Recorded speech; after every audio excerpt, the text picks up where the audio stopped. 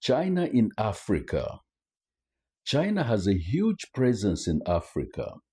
The total amount of Chinese investment in Africa during the period 2010 to 2012 peaked at about $101 billion. Chinese financial commitments to African infrastructure projects has spiked from less than $1 billion in 2001 to about $1.5 billion in 2004, reaching at least $7 billion in 2006.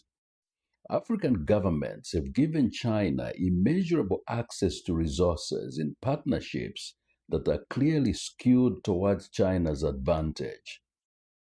Africa risks mortgaging its resources for many generations to come, and its posterity will grapple again with the tedious task of decolonizing the continent's resources.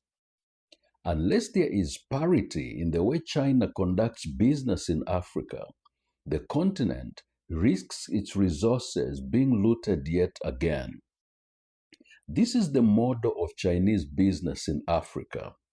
The Chinese government extends a credit line to an African nation, and with it comes a Chinese company and its workforce to execute the project.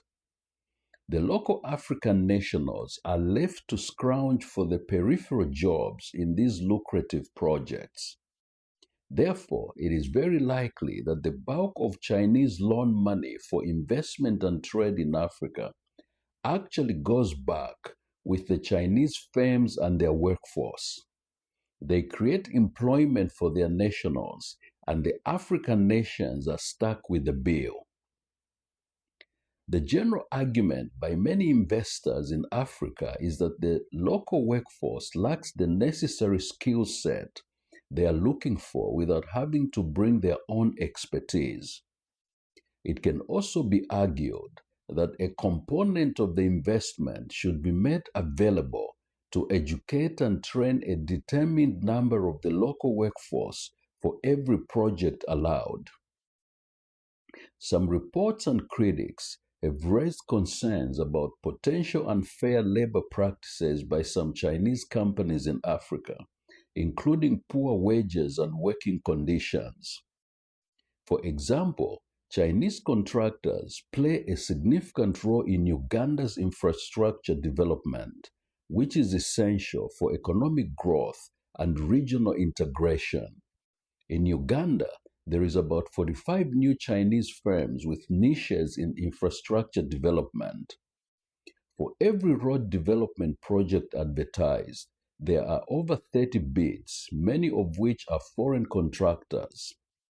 This increase in competition has reduced the unit costs of roads development from about $1.2 to $1.5 million to between $700 and $800,000.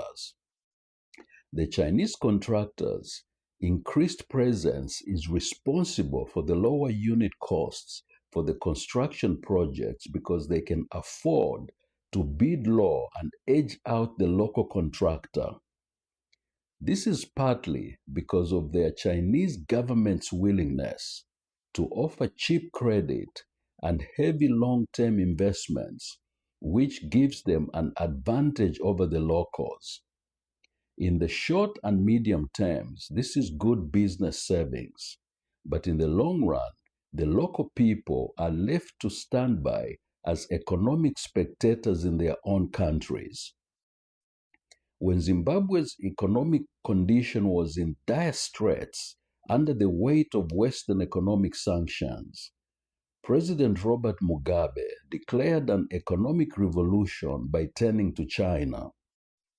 He believed with the support of China, Zimbabwe would use its vast natural resources to transform its economy by turning them into tangible wealth for the benefit of the population. China helped Zimbabwe's liberation struggle with weaponry and military training facilities, and Mugabe referred to China as our greatest friends in the international arena. Zimbabwe is rich with vast natural resources. It has the second largest platinum reserves in the world after its southern neighbor South Africa, the largest alluvial diamond reserves in the world, and significant gold, chrome, and core deposits.